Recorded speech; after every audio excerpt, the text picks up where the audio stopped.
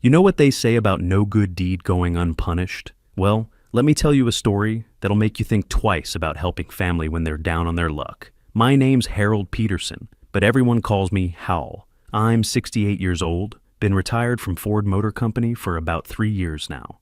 Worked the line for 42 years, saved every penny I could, and bought myself a nice little house with a 2-car garage and workshop out back. Lost my wife Martha 8 years ago to cancer, and since then it's just been me and my projects.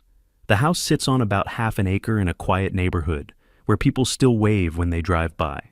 Martha and I bought it in 1982 when Ron was just a baby. She picked out the kitchen tile, I built the deck, and together we turned it into the kind of place where you want to grow old. The workshop out back was my sanctuary. 400 square feet of organized tools, workbenches I'd built myself, and enough space to take on any project that caught my fancy.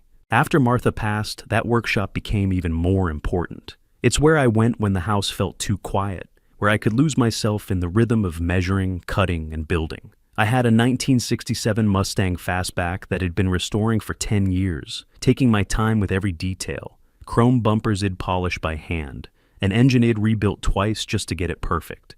That car represented everything I loved about working with my hands. Patience, precision, and the satisfaction of bringing something beautiful back to life. The whole mess started back in 2016 when my son Ron called me up. He'd been laid off from his insurance job, where he'd worked for 8 years, and while his wife Karen was making decent money as a real estate agent, it wasn't enough to cover their rent in the city plus student loans and credit card debt they'd accumulated. "Dad," he said, and I could hear the embarrassment in his voice. "I hate to ask, but could we stay with you for a while? Just until I get back. On my feet, maybe 6 months, a year at most." Now, I raised Ron to be a good man, taught him to work hard and treat people right. When he was a kid, he'd spend hours in the workshop with me, learning how to use a screwdriver, how to measure twice and cut once, how to take pride in doing things the right way. So, when he needed help, I didn't even think about it. "Come on home, son," I told him. "House is plenty big for all of us." That was my first mistake.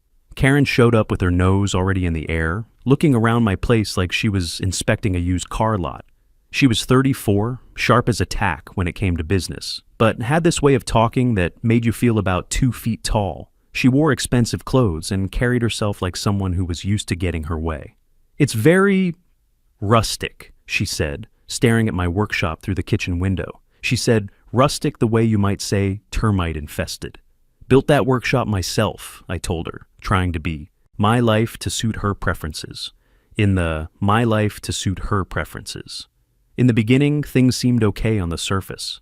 Ron helped me with yard work on weekends, and we'd talk about his job search over coffee in the mornings. Karen would cook dinner sometimes, though she always had something to say about my pots and pans being outdated, or my spice rack being inefficiently organized. We watched football on Sundays, and I told myself this arrangement was working out fine. But I've been around long enough to know when someone's marking their territory, and Karen was definitely marking hers. It started small, the way these things always do. She'd rearrange my kitchen cabinets because they weren't logical. She'd move my reading glasses from where I'd left them on the counter because that wasn't their proper place. Little things that individually seemed helpful, but collectively felt like an invasion. Then she moved Martha's photo from the living room mantel to a shelf in the back hallway. When I put it back, she moved it again. "Hal," she said one day, using that tone you'd use with a child who'd misbehaved, "don't you think it's time to let go of the past? All these old photos are just depressing. They make the house feel like a museum." I bit my tongue. This was my house, but Ron was my son, and I didn't want to cause problems. Martha had raised me better than that. She always said, family comes first, even when family gets complicated. By the second year, Karen had gotten bolder. She started talking about improvements the house needed. New paint, new furniture, a more open concept feel. She'd bring home fabric samples and paint chips without asking what I thought, just assuming I'd go along with whatever she decided. "We really should update this place," she'd say, looking around the living room like it was a home. Improvement project waiting to happen. "These dark colors are so depressing." But what really got to me was when she started eyeing my workshop. She'd walk out there while I was working, supposedly just getting some fresh air, but I could see her looking around, taking mental inventory. "You know, Hal," she said one Saturday afternoon as I was sanding down a cabinet door, "this space has so much potential. Have you ever thought about converting it into something more practical?" "It is practical," I told her, not looking up from my work. "Been using it just fine for 40 years.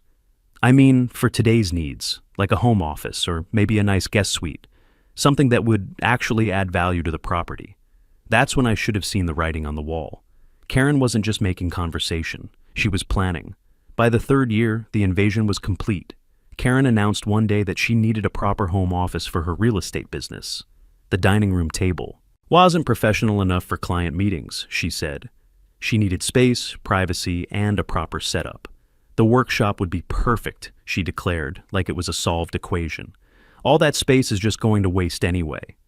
I tried to reason with her. "Karen, that's my workspace. I've got 40 years of tools organized exactly how I need them. My projects, my—" "Projects?" she interrupted, with a laugh that wasn't particularly friendly. "Hal, be honest. When's the last time you actually finished a project out there? That old car has been sitting in the same spot for years." That stung because it had some truth to it. Since Martha died, I'd been slower to finish things. The Mustang restoration had slowed to a crawl, not because I'd lost interest, but because completing it felt like closing a chapter I wasn't ready to end. Martha used to bring me coffee while I worked on it, used to tease me about spending more time with that car than with her. But Ron, who I'd expected to back me up, just stood there nodding along with his wife. "Dad, maybe it would be good for you to have less stuff to worry about. Karen's business is really taking off, and she needs the space." So, my tools got moved. 40 years of carefully organized equipment, each item in its designated place, got crammed into corners of the garage where I could barely find anything. My workbenches, the ones I'd built myself, measured and cut and assembled with pride, got shoved against the walls to make room for Karen's desk and filing cabinets. The Mustang? Karen convinced Ron to sell it while I was visiting my brother in Toledo for a long weekend. "Dad," Ron said when I got back and found an empty space where my car used to be, "we talked about this. At your age, are you really going to finish restoring a 50-year-old car? The buyer offered good money, and honestly, it was just taking up space." I stood in that garage, looking at the oil stain on the concrete where my Mustang had sat for 10 years, and felt something break inside me. That wasn't just a car. It was my connection to better days, to the satisfaction of bringing something beautiful back to life with my own hands. "How much?" I asked. "$15,000, Ron said, like he was proud of the deal. I knew that car was worth at least $25,000 in its current condition, probably $40,000 when finished. But that wasn't even the point. The point was they'd sold my dreams without asking, turned my sanctuary into an office space, and expected me to be grateful for their help. Karen, meanwhile, had transformed my workshop into something unrecognizable. Carpeting where there used to be concrete floors, a fancy desk where my main workbench used to stand, file cabinets full of real estate contracts where I used to keep my lumber and hardware. Even the smell was wrong. Instead of sawdust and motor oil, it reeked of carpet cleaner and that floral air freshener Karen sprayed everywhere. The final straw came in year 4 when Karen started her safety campaign. She'd walk around the house with her phone, taking pictures of everything she deemed dangerous. My remaining power tools in the garage, the step stool I used to reach high shelves, even my coffee maker, which she claimed was a fire hazard because it was older than her marriage. "Hal," she'd say in that patient talking to a child voice she'd perfected, "we're just worried about you. At your age, living alone with all these hazards isn't safe. What if you fell and no one found you for days?" She started bringing home brochures for assisted living places, leaving them on the kitchen counter like casual reading material. Golden Years Manor, Sunset Ridge Community, Peaceful Pines Retirement Village, each one promising the same thing, a safe, supervised environment where I could enjoy my golden years without the burden of home maintenance. "Look at this one," she'd say, showing me glossy photos of old people playing checkers and doing water, aerobics. They have activities every day, meals provided, even transportation to doctor appointments. Wouldn't that be nice? No more worrying about yard work or repairs or safety issues. I knew what this was really about. Karen wanted my house, and she was playing the long game to get it. She'd been slowly pushing me out of my own space, making me feel like a burden in my own home. And now she was laying the groundwork to make it official. Every conversation about safety was really a conversation about control. Every brochure about assisted living was really a blueprint for getting rid of me. But here's the thing about us old-timers. We didn't survive Vietnam and 42 years in a factory by being pushovers. And I had something Karen didn't know about yet. In March of 2024, I did something I'd never done before. I bought a lottery ticket. Actually, I bought 2 tickets from Murphy's hardware store, where I get my coffee every Tuesday morning. Old Murphy's been running that place for 30 years, knows every regular customer by name, and always has fresh coffee and the latest local gossip. "Feeling lucky today, Hal?" Murphy asked as I handed him a $5 bill. "Hell, I don't know," I said. "Figure $2 isn't much to gamble on hope." "Why 2 tickets?" "Honestly, I'm not sure. Maybe because they cost $2 each and I had exact change. Maybe because if you're gonna do something foolish, might as well do it twice." I stuck both tickets in my tackle box and forgot about them completely. 3 weeks later, I'm in the kitchen making my morning coffee when I hear Karen screaming from the living room. Not scared screaming, excited screaming, the kind you hear when someone's team makes a touchdown. Ron comes running downstairs in his pajamas, hair sticking up every direction, and Karen's waving a lottery ticket around like it's on fire. "We won!" she's yelling, jumping around the living room in her bathrobe. "We won! 58 million! We actually won!" I nearly dropped my coffee mug. Turns out Ron had been looking for batteries in the kitchen junk drawer, found one of my lottery tickets stuck under some old takeout menus, and decided to check the numbers online just for fun. When he saw those matching digits, he called Karen down to confirm he wasn't seeing things. The house went absolutely crazy.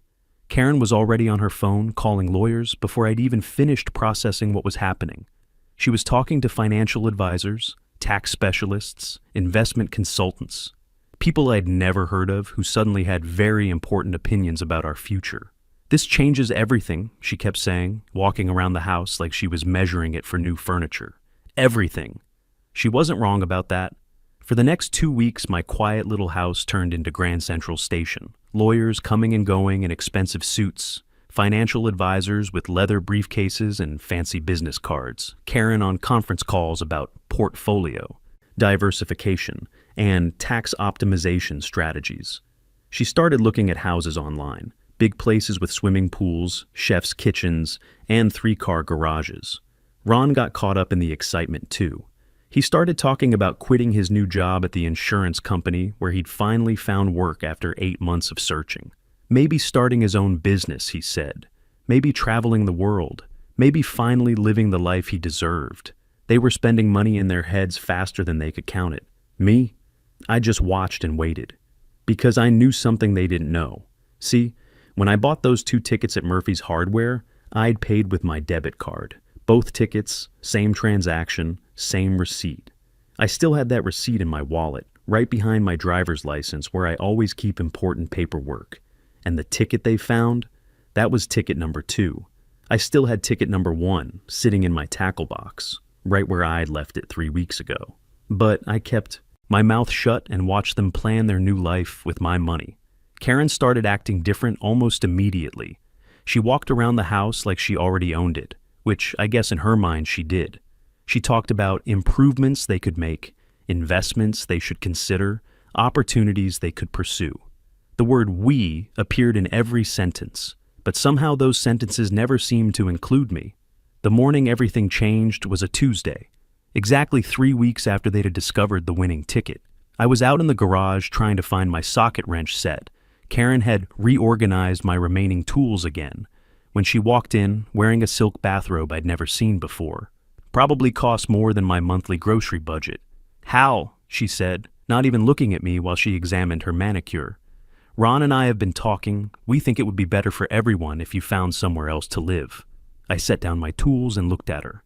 "Excuse me?" "There's a very nice senior community on the other side of town, Sunset Ridge. You've seen the brochures. We'd help with the costs, of course, make sure you're comfortable, but this house is really too much for someone your age to maintain properly." She said it like she was doing me a favor, like moving me out of my own home was an act of kindness. "This is my house, Karen. She turned around then, and her mask slipped completely. The fake concern, the artificial sweetness, all gone. What remained was cold calculation. "Not for much longer," she said quietly. "We don't need your charity anymore, Hal. We don't need you taking up space, making everything complicated with your tools and your projects and your—" She waved her hand dismissively. "Your stuff." She looked around my garage like she was already planning what to do with it. "Pack what you need. Ron agrees this is best for everyone." She walked out of my garage, like she owned the place, which, in her mind, she already did. I stood there for a minute, feeling something cold settle in my chest. Then I went inside, walked to my bedroom, and opened the tackle box where I keep my fishing gear. The lottery ticket was right there where I'd left it, still in the plastic sleeve with Murphy's receipt, showing both tickets purchased in the same transaction. Same drawing, same numbers, same $58 million prize. But this was my ticket. The one I'd bought and paid for. The one I'd never given away. I sat on the edge of my bed for a long time, thinking about what this meant.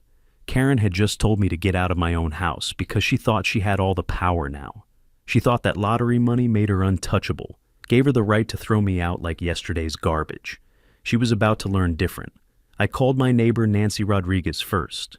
Nancy's been living next door for 15 years, and she'd watched this whole drama unfold from her kitchen window. She'd seen Karen gradually take over, watch me get pushed further and further into the corners of my own life. "Hal," she said when I told her what had just happened, "I've been waiting for you to stand up to that woman for years. What can I do to help?" Then I called my old buddy Stan Williams. Stan and I served together in Vietnam, came home together, stood up at each other's weddings. After the war, he became a cop here in town, worked his way up to detective before retiring 8 years ago. He still knows how things work, knows who to call when you need real help. "You need a lawyer, Hal," he told me after I explained the situation. "And not just any lawyer. You need someone who specializes in this kind of thing, someone who's dealt with family manipulation before." Stan connected me with Leonard Foster, an attorney who handles elder law and family disputes. Lenny was 45, sharp as a tack, and when I walked into his office with my lottery ticket and the Murphy's hardware receipt, he leaned back in his chair and smiled. "Mr. Peterson," he said, examining the documents carefully, "in Ohio, lottery prizes belong to the person who can prove they purchased the ticket. You've got the receipt, the bank statement showing the charge to your account, and the original ticket. Unless your son can prove you formally transferred ownership to him, you've got a solid case." "How long before they can claim the money?" I asked. "They have to submit the ticket for verification, which takes about 10 days for prizes this size. But here's the thing. If we file a dispute claim first, it puts a hold on everything until the commission can sort it out." Lenny pulled out a calendar and showed me the timeline. "Based on what you've told me, they're probably looking at submitting next week, maybe 2 weeks at most if their financial advisors are being thorough. So what do? We file today." That afternoon, Lenny prepared a legal notice with the Ohio Lottery Commission claiming that Harold Peterson was the rightful owner of both lottery tickets purchased in transaction number 44X7291B at Murphy's hardware store. We had documentation, we had proof of purchase, and we had the law on our side. When I got home that evening, the tension in the house was thick enough to cut with a knife. Karen was in the living room on another conference call with lawyers, and Ron was pacing around the kitchen like a caged animal. "Dad," he said when he saw me, "where have you been? Karen's been trying to reach you all afternoon." "Running errands," I said, which was technically true. 2 days later, the phone call came that changed everything.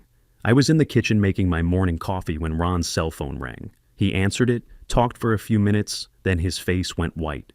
"Karen," he called, his voice shaky. "You need to hear this." She came running downstairs, still in her bathrobe, expecting good news about their financial future. Instead, Ron put the phone on speaker so we could all hear their lawyer explain that the Ohio Lottery Commission had received a dispute claim on their winning ticket. "A dispute claim?" Karen's voice was sharp. "What does that mean?" "It means someone else is claiming ownership of the same prize," the lawyer explained. "Until the commission resolves the dispute, no money will be distributed." "Who?" Karen demanded. "Who would file a claim?" The lawyer read from the official notice. "Harold Peterson, claiming to be the original purchaser of both tickets in the transaction. The silence in that kitchen was deafening. Ron looked at me like it'd grown a second head. Karen looked like she was trying to solve a math problem that didn't make sense. "Dad," Ron said slowly, "what's going on?" "I filed a claim for what's legally mine," I said calmly. "I bought both tickets with my own money. I have the receipt. I never signed anything transferring ownership of the prize money to you." Karen's face went through about 5 different colors before settling on bright red. "This is insane," she said, her voice getting higher with each word. "You can't just take back a gift because you're angry about something." "I'm not taking back a gift," I replied. "I'm claiming what belongs to me. You want to check Ohio state law on bearer instruments? Be my guest." That's when Karen made her biggest mistake. She started yelling. "This is about the house, isn't it? You're trying to punish us because we suggested you'd be happier somewhere else. Well, guess what, Hal? We have resources now. We can tie this up in court for years. We can have you declared incompetent. At your age, who's going to believe you're thinking clearly about anything?" I let her rant while I sipped my coffee. Sometimes the best thing you can do is give someone enough rope to hang themselves. "Or," she continued, trying to get control of herself, "we can settle this quietly right now. You drop the claim, we give you a generous monthly allowance, and you can stay here as long as you want. Comfortable, taken care of." I looked at her for a long moment. Then I smiled. "Karen," I said, "in 68 years on this earth, I've learned that when someone offers to take care of you, you better read the fine print. Your idea of taking care of me involves moving Martha's pictures because they were depressing, selling my car because it's taking up space, and shipping me off to Sunset Ridge because I'm a safety hazard." I stood up. "No deal." The Ohio Lottery Commission hearing was held in Columbus 3 weeks later, in a conference room that looked like every corporate meeting room I'd ever hated. Karen showed up with 2 lawyers from some fancy firm in Cleveland. I showed up with Lenny and a folder full of documentation. The mediator was a guy named Rick Coleman, who looked like he'd refereed about 1 million family fights over money. He explained that this wasn't a courtroom, but an official proceeding to determine who had the legal right to claim the prize. Karen's lawyers went first. They argued that I'd given the ticket as a gift, that gifts don't require paperwork, and that I was trying to renege on a completed transaction because of a family dispute. They used words like vindictive and opportunistic. Then Lenny stood up. He was calm, methodical, professional. He put 3 things on the table: my receipt for both tickets, my bank statement showing the purchase, and a printout of Ohio lottery regulations about disputed claims. "Mr. Peterson bought both tickets with his own money in a single transaction," Lenny said clearly. "There's no documentation transferring ownership of the winning ticket to Ronald Peterson.